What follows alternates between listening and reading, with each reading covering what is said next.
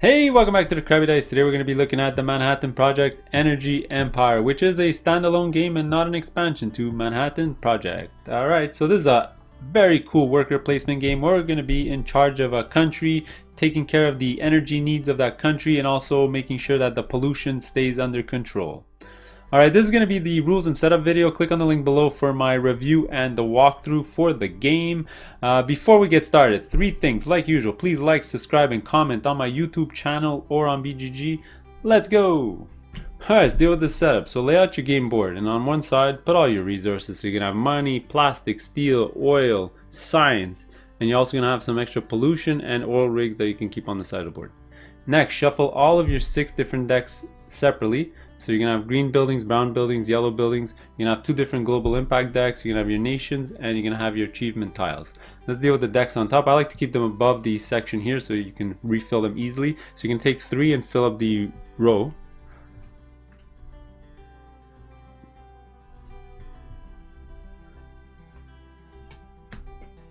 Next, looking at the achievement section down here, you're going to take 3 of them again and fill up the whole section. Alright, for the global impact decks, what you're going to do is you're going to take 3 red ones, toss the rest into the box. Then you're going to take 3 green ones, put them on top of the red ones, toss the rest into the box. And this is going to be your global impact deck for the game. Just leave it below this section here. Next, you're going to have your nation cards here. Before we get to the player setups, what you're going to do is you're going to give 2 to every single player, and they're going to choose between the 2 the one that they want. So let's just say I'm going to give this to my player. Alright, the rest could be returned to the game box. Alright, and the last thing we need to do around the game board is set up our sort of round tracker slash game timer. So down here we're going to be making stacks of pollution. Alright, so it's going to be different depending on the number of players, but if you're playing 3, for example, you need stacks of 5 on each of these 6 markers. Okay, if you're playing 4, I believe it's 6, and if you're playing 5, I believe it's 7. Alright, there you go. Also, around the game board, put 3 of every single player's workers on the side of the board. You're going to be able to get workers with certain actions during the game, and then have their energy close by because you're going to be gaining and losing them throughout the game. So leave them as in close proximity to each player. Okay, let's go to our player board now. Alright, so for player boards, pretty simple. They're going to get a player mat with their color indicated at the bottom here. You're going to start with 3 workers with 2 energy. You're going to have 2 of these markers. You're going to put 1 on the United Nations track here, and you're going to put 1 on the 0 space of the point track. The last thing you really need to take care of is the starting resources of your nation. So let's just say I picked Canada here. Right below the name, you're going to have your starting resources. So here I would start with 2 oil, 1 steel, and 2 science. Alright, each nation is unique, so just look at this. After that, you're going to keep this card close by because you're going to need it to sort of figure out what your nation ability is here, and you also have a nice guide on the back. I did forget to mention one thing. Each player after the first player will get a coin as compensation. So second player is going to get a coin, third player is going to get 2 coins, fourth player will get 3, and so on and so on. Also, lay out your dice at the bottom near here. That's where I like to keep it because you're going to be getting more dice with this action space here. Alright, welcome to the Energy Empire rules breakdown. Alright, so at a high level, what is this? This is a worker placement game at its core, right? So there's going to be worker placement spots on the board, and we're going to be sending our workers, and so on and so on. Alright, but it differs greatly compared to any other worker placement game you've ever played on the market besides maybe another Manhattan Project game. Alright, a couple of those differences make this game really unique. So the first thing, shares the DNA with other Manhattan Project games in that there's no turn structure. So you're not all placing workers and then that's the end of turn 1, and then you resolve something, and then you're all placing workers again, and then end of turn 2, so on and so on. So what you're going to do is you're just going to keep placing workers or doing a pass action, which is pulling back workers, and you're just going to keep going round and round and round until the end game is triggered. So you can have a situation where somebody's pulling back workers and other players are putting workers, so you're going to be out of sync, and that's pretty cool.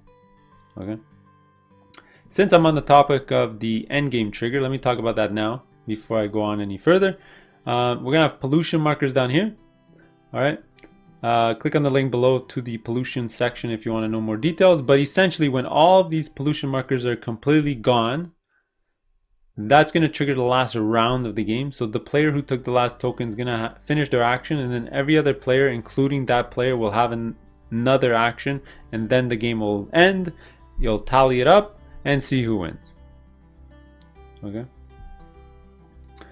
So now that you know how the game ends, how do you win? Well, it's victory points, right? It is a Euro. So you're going to see how to score the most points. There's plenty of ways to score. There's achievements, there's getting dice, there's the track down here, there's your whole environment board that you'll score a ton of points on, yada yada yada, some cards, and there you go. All right, so now let's get into some of those unique aspects of the game. Okay, so I already talked about one thing, which is the out of sync worker placement nature of the game. The second awesome thing is that no worker placement spot is actually ever blocked. All right, as long as you can send a thicker stack, you can also perform that action. So let me just explain to you that quick. So let's say red would have taken this action, then yellow can come along with a stack of 2 here and also perform that action. All right, and finally, the most unique part of this game, and my favorite part honestly, is that these cards all represent buildings, but you don't actually spend a turn activating your buildings. What's going to happen is you activate a worker placement spot on one of the 3 sections here, and then as a secondary action to that action, you activate all the buildings you have of that color. So for example, if I had this card in my tableau, I can do any brown action, including the power plant action, and then if I had some energy in my supply, I can put an energy here and also activate the cards. Alright, I know that's a lot to take in. What we're going to do now is I'm going to go into each type of action. I'm going to explain to you all the action spots on the board. I'm going to talk about the pollution. I'll go into detail on every other aspect starting now. Alright, so the first thing we're going to talk about is a typical work turn, and that's just like every other worker placement game where you're going to place a worker on the board to activate the ability. Alright, remember, I mentioned the overview, there's the other type of turn, which is a generate turn where you're pulling back all the workers. Click on the link below if you want to see that right away. Okay, so now what are the twists and turns about the worker placement? So I already mentioned the overview is that no spot on the board is ever actually blocked. Because you can send a bigger stack to also perform that action. So I'll show you with a clear example here. So let's say red performed the mine action. Okay, yellow can come along with a bigger stack, which means at least 2 tokens. So you can just see the stack, 1 compared to 2, and also perform that action. Now, some very important rules. A stack consists of at most 1 worker and as much energy as you like. So you can put as much energy and place it there. All right, you don't have to place 1 more than what's there. So let's say this one needs a stack of 2 to perform the action. I can actually put a stack of 3 if I liked, because maybe I'm trying to block that from other players. All right, there's also a rule that you're not obligated to just send 1 worker even if nobody's there. You can have a stack of 2 as your first group and just place it in there. Alright, some other small notes is if the same player wants to perform that same action, you're creating brand new stacks. So let's say red had taken this action, then green and yellow did something, and it came back to red and they want to do this action again. Well, they need to send a stack of 2 because it's technically a different stack, right? You're not adding energy to a worker you already have on the board. Alright, and those are the typical rules of placement. Alright, before I mention all of these worker placement spots and what they do, a couple of things I want to mention. I already mentioned in the overview that after you perform the action, so for example, I performed the mine action, you also get to perform all the cards of that color if you had any in your display. So for example, let's say I had these 2 cards in my display area because I had bought them on previous turns. Alright. Now that I did a brown activation here, I can look at all my brown cards, all right, and I can activate them.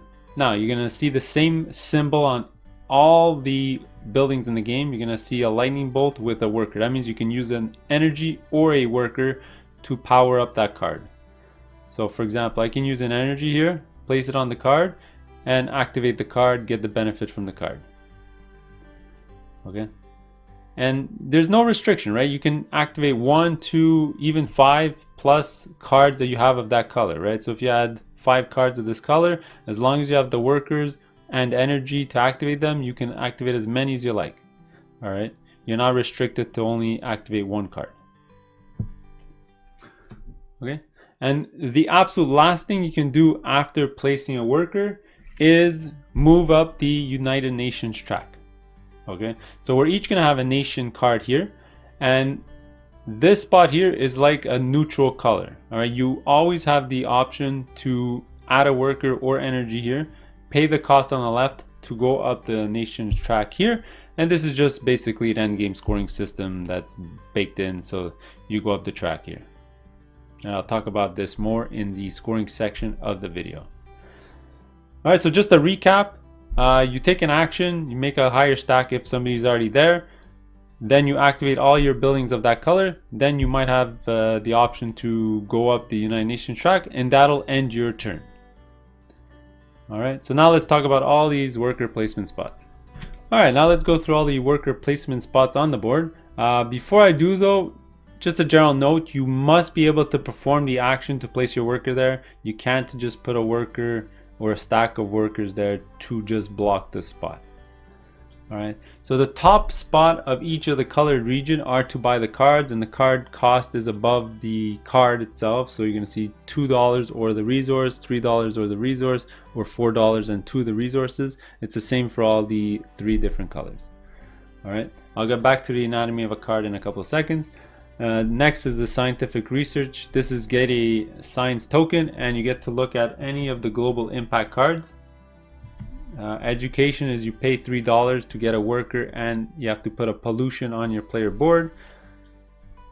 Cleanup is turn in a science to do 2 cleanups on your player board. I'm going to talk about the pollution and cleanup in the following section when talking about pollution.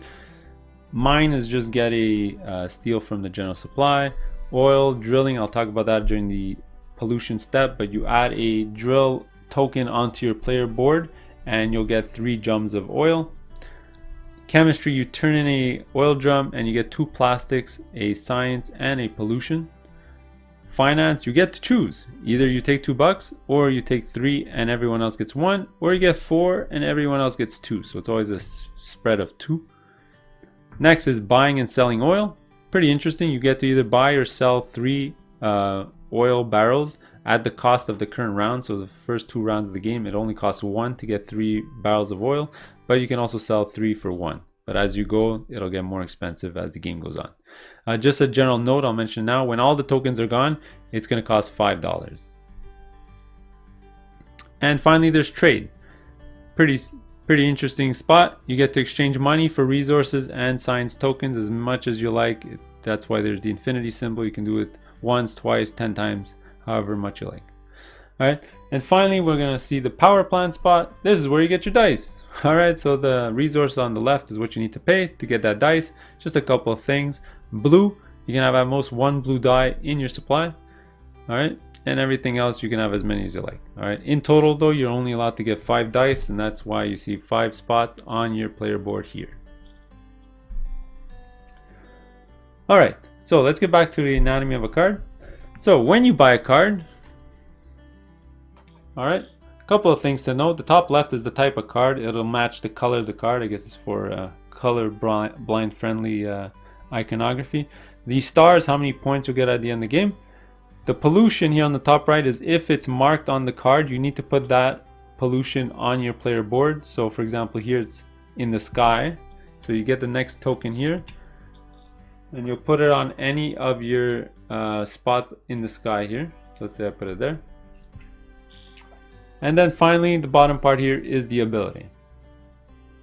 Now, I already mentioned in the previous section is after you perform an action of that color, you get to activate all your cards of that color. So it goes without saying that once you buy a card, you also get to activate it that same turn, right? Because you'll have it in your possession, and as a secondary action, that's what you can do. So how this works is you're going to put it on the side of your board. All right, and if you had energy or a worker, you can put it on the card to activate the card. right? Then you just perform the ability in the middle here. So for this one, I will get a steel or an oil drum from the general supply. All right, now very important, in this game, the tokens on the cards don't ever get removed until you do a generate step. So that's how you liberate all your cards again. All right, and a generate step, we're going to talk about that in the next section.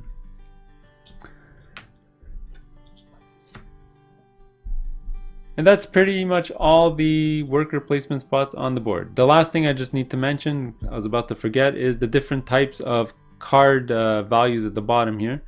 So when you see a single block like this, it means you must send 2 resources, so either 2 workers or 2 energy or 1 of each to do the power.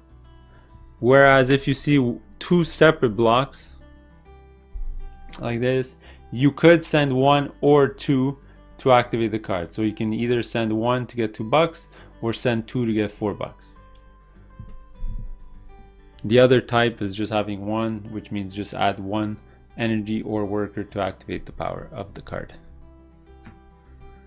Alright, let's quickly just talk about pollution. So like I already mentioned, when you get pollution in this game, you always take it from the leftmost stack here and you'll put it on your player board. So sometimes it'll tell you where to put it. For example, here if you get a blue die, it says put it on your forest space. You can put it on any of your forest spaces, or there are spots which don't tell you which region to put it on. You get to put it on whichever region you like. Alright, just as a reminder, most of the cards will also on the top right tell you if you're putting pollution. Now, if you do see a nuclear symbol, all you're going to do is take the pollution die token and just flip it over to the other side. And nuclear just means double pollution, right? So to clean this up, you're just going to have to flip it over once to its regular pollution side and then finally remove it with another cleanup. Alright, so like I already mentioned, you take the token and you just put it on your player board wherever you like. If the region is not mentioned, if it is mentioned, put on the same row of that type. Alright, now let's just talk about cleanup. Pretty simple. The amount of green symbols is the amount of tokens you get to remove. Okay, so if I did a cleanup of 2, I get to remove 2 tokens from my board. Alright, if I did have a nuclear, what you do is you use 1 green to flip it over, and then you can use your second green on any other token or the same token and just remove it. Alright, now these oil rigs can also be removed with a cleanup action. So if I had a cleanup action of 2, I can take out an oil rig and a pollution marker. And that's how pollution works. Just as a general note, this is the end game trigger, so don't forget, when they all run out, that'll trigger the end of the game. Alright, next we're going to talk about a generate turn, which is the opposite of placement. It's pulling back all your workers back into your supply. Alright, so you're going to follow the same 3 steps every single time, and the first one is to see if you're eligible to pick up an achievement tile. So for that, you're going to need to have leftover energy and workers, so at least 2. So what you're going to do is you're going to go look at your player board area, and if you have a leftover combination of 2 energy and or workers here, so for example here I got 2, you're going to take any achievement tile you like and put it on your board. Okay, so you can put it face down, and you can pick up at most 5 of these achievement tiles during the game, and each one can get you between 0 and 5 points. Alright, after taking one, you're going to refill it from the stack. Alright, the second thing you're going to do is take back all your workers back to your worker pool and put all your energy back into the supply. So in this example here, I would take all my workers back, and I will put all my energy back into the supply. And the third thing you're going to do is roll your dice. So you're going to have your pool of dice here in your supply, and you're going to roll them. Now at this step, before you roll your dice, you can give up an oil drum to roll an oil die. Alright, so you're going to have, you can turn in between 0 and 4 of those. So let's just say I had 1. Let's say I want to give this up. I'd roll an extra die with my other dice. And then you'd roll your dice. Alright. Now what happens is you just have to calculate all the lightning bolt symbols on the dice and pick up that much energy from the supply and put it into your temporary worker supply. So here in this example here, I'll get 2, 5, 6, 7. I'll get 7 of these tokens and add it to my worker pool for next turn. Alright, so before putting these dice back, you got to calculate if you generate pollution. So how that works is you're going to look for your highest valued dice on all the dice. So you have a couple of 1s, a 3, and a 4. So you're going to look at that highest value, and on the right here it'll tell you what kind of pollution you need to add to your board. So in this example here, I would have to get a nuclear pollution. So again, every time you take pollution, you take it from the leftmost spot. You're going to take it. Because it's nuclear, you're going to turn it over and add it to your player board. Alright, on any ties, you get to pick. So if I rolled this instead, I would obviously pick the non-pollution die as my highest die instead of the pollution die itself. Okay? And then you put the oil dice back because you never keep those, and you just put these dice back into your supply. For the following time, you need to do a generate action. And that's basically all you have to do. Alright, lastly, we're going to talk about these global impact cards before talking about scoring. And these are just global events that will sort of change up the game board and player boards, but it'll affect everyone evenly. Alright, so the way these work is as soon as any of the stacks are emptied, alright, so let's say red took an action that allowed him to put a pollution on his board. He puts the pollution out, and now that the stack is empty, you're going to flip over the next event card. Alright, the layout of these cards are always the same. On the top here, you'll have a scoring. So every player is going to score. So for example, here it's for every unpolluted water region, you'll score a point.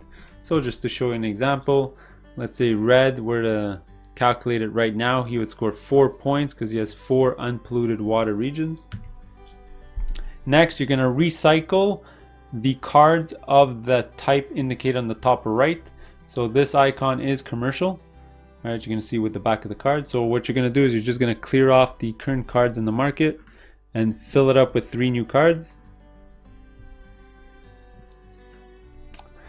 All right, and then the middle is just something you'll read out loud and perform the event. All right, sometimes it's putting tokens on the board, sometimes it's exchanging something for something else, sometimes it's a one-time benefit, sometimes it'll last until the next card is flipped over, sometimes it adds pollution to your player board or does something to your pollution on your board, and so on and so on. Just read the card. I'm not going to go through every single one. All right, if it's not something that's persistent, you can toss the card back into the game box because you won't need it anymore.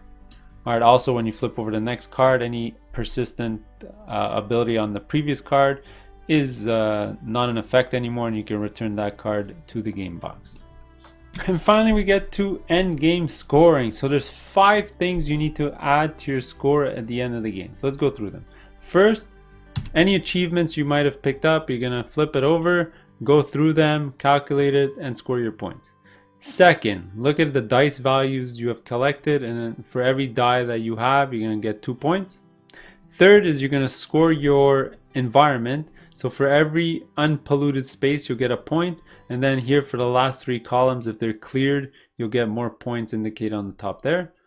4, you're going to score your current marker on the United Nations track. So if I was up here, I'd score 15 points. Just as a reminder, whoever is the leader is going to get an extra 3 points. If multiple players are in the lead, they'll also score all 3 points. And lastly, you'll score all your cards. So you go through all your cards, and then the top left here, you'll have a point value. You'll add that to your score. After that, whoever is in the lead is going to win the game. Alright, those are all the rules. It's quite a bit. I hope you enjoyed it. Click on the link below to go to the playthrough and my review. If not, we'll see you in the next one. Later.